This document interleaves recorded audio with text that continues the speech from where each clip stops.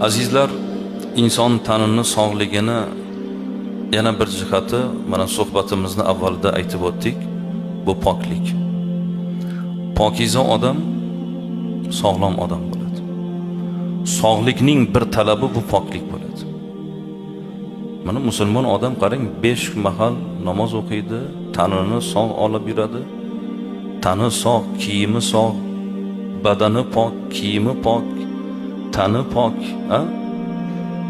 poklik bilan namozni ichidagi 6 ta shartdan 3 tasi, 6 ta farzi tashqarisida, 6 ta farzi ichkarisida.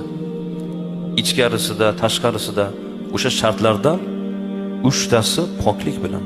Badan pok bo'lish kerak, kiyim pok bo'lish kerak, joy pok bo'lish kerak ibodatda.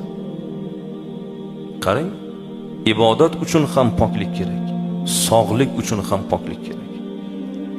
Sog'lom turmush tarzi deganda shu birinchi o'rinda poklik. Avvalambor odam o'zini tanini pokiza saqlash, usti boshini pokiza saqlash. Eski kiyim ayb emas, kiyimiga qaramaslik ayb. O'ziga qaramaslik ayb. Jumaga kelasiz, sunnat, g'usl qilib kelishingiz. Xushbo'ylik sepib kelishingiz. Eng pokiza kiyimni kiyib kelishingiz sunnat. Ilgarigi ulug'lar juma uchun alohida bir liboslar qilib qo'yishgan. O'zini bir bayramona ko'rsatish uchun. Nima uchun?